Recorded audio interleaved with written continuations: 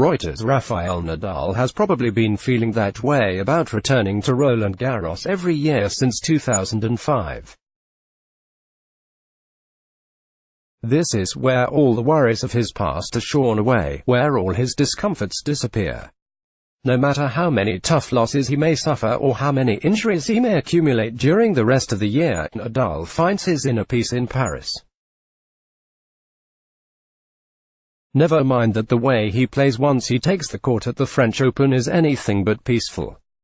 That his bludgeoning of the ball resembles something akin to a battering ram violently bringing a castle down. Or that his tennis produces such intense stress in his opponents that they all look like they'd happily commit suicide rather than endure a single more minute of being on the court with him. Dominic Thiem wore that look plenty of times during his 3-6, 7-5, 1-6, 1-6 loss to Nadal in the men's final. This was his third straight loss to the Spaniard at Roland Garros, and fourth overall, and the first time he had taken a set. And yet in a weird way, he seemed farther away from defeating Nadal in Paris than he's ever been. It has to be said that didn't seem to be the case in the first 7 games of the match. Those frenetic 45 minutes that launched the contest were evenly balanced and grippingly hard-fought, with very little separating the two men. Thiem went up a break at 3-2, gave it back to make it 3-3, and then had a break point again to go up 4-3. During that period Nadal was playing close to his best, and yet Thiem was matching him in offense as well as defense. The Austrian repeatedly gave Nadal a taste of his own medicine by digging out balls from seemingly hopeless positions, before turning things around with a big forehand or backhand and eventually winning the point. If Thiem had got the break in that game, the complexion of the match could well have turned out to be different. He wasn't just hitting Nadal off the court, a strategy that is tough to maintain in a best-of-5 sets encounter, but was also staying with him in the rallies and forcing him to do something different. The two were trading viciously curling topspin forehands and ferociously penetrating cross-court backhands, with the Austrian more than holding his own. If Thiem was ever going to defeat Nadal at Roland Garros, this was how most would have envisioned it happening. But the reality, of course, is that Nadal didn't get broken in that crucial 7th game. Sensing a real threat to his empire from the man widely acknowledged as his heir, or usurper, depending on your viewpoint, Nadal dug in his heels and refused to concede an inch. A couple of solid serves later he had the hold. The moment of danger had passed, and to nobody's surprise, Thiem got broken in the very next game to cede control of the set, and eventually the match.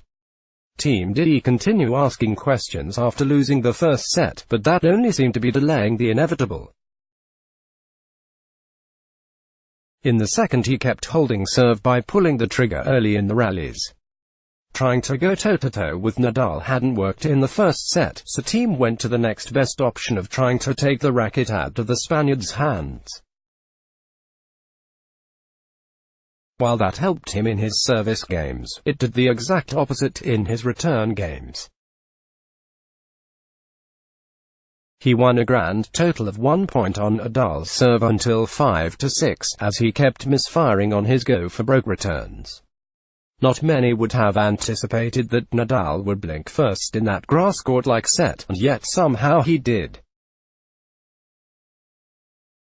3 unforced errors from the Spaniard at 5-6 gave Thiem the set, and suddenly the match was dead even. The start of the third set was perhaps just as important as that Nadal hold at 3-3 in the first. Irrespective of the fact that Thiem had played better in the first set than the second with totally opposing results, he now had the chance to start afresh. But there was a slight delay on the changeover as Nadal took a bathroom timeout, and not for the first time in the tournament, Thiem came out cold after the break. 3 shanked grand strokes gifted Nadal the break on a platter, and the Spaniard didn't look back after that. Over the next two sets he rushed forward with gusto to shorten the points before Team Kid, winning 85% of the points at the net, which included some incredible stop volleys that even Thiem had to applaud. Nadal also went on a tear with his nearly flawless backhand, and made it impossible for Thiem to hit through it. No matter how hard the Austrian hit to that wing, the ball always came back with even more pace, leaving him gasping for air. Nadal took the first 11 points of the third set, and would end up winning 24 of the 31 points played in it for an astonishing 77% success rate. The fourth set was a little more competitive, but the result was predictably similar. Thiem just didn't seem to have any self-belief or energy left after going down early in the third set, and Nadal didn't seem in any mood to take his foot off the pedal. At the 3-hour mark, the Spaniard had clinched match point, and with it his 12th Roland Garros title. Was any other result really possible? In terms of scoreline, this was a sign of progress for Thiem. 12 games is 33% better than 9 games, his best result against Nadal before this year, and 1 set is definitely preferable to no sets. But you have to wonder whether his improvement rate is good enough to bridge the gap while Nadal is still playing. Yes, Thiem did get the short end of the straw with the scheduling, and by the end of the match, he clearly wasn't in any kind of shape to pull off the biggest challenge in tennis. Can he ever sustain his first set play long enough to fully subdue Nadal though? Despite bringing out his best mixture of attack and defense, Thiem still couldn't grab more than a set in the entire match. What hope does he have of ever winning 3? That question will probably be asked again next year, because Nadal clearly hasn't had his fill of lording it over the clay of Paris. This is truly in Nadal's territory, and as Thiem and many others have discovered over the years, it is immensely hard to break into. The Spaniard's continued investment in winning French Open trophies. Did you see how emotional he got after the 12th, despite the fact that it should have become a habit for him by now? Is not something that any of us can really identify with. So unbelievable is his dominance in Paris that we've almost become numb to it. No reaction to his achievement seems appropriate enough, and nothing we say seems complimentary enough. Would it suffice to say that after a tumultuous first 6 months of 2019, Nadal is back home again? Forget about the 12 titles for a moment, think, instead, about how he has always turned everything around in Paris, come rain or shine or earthquake or tornado. Nadal belongs in Roland Garros in a way that no person has ever belonged in any place on earth.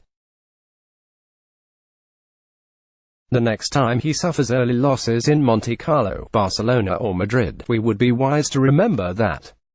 Your guide to the latest Cricket World Cup stories, analysis, reports, opinions, live updates and scores on https://www.firstpost.com/firstcricket/series/ICC-cricket-world-cup-2019.html.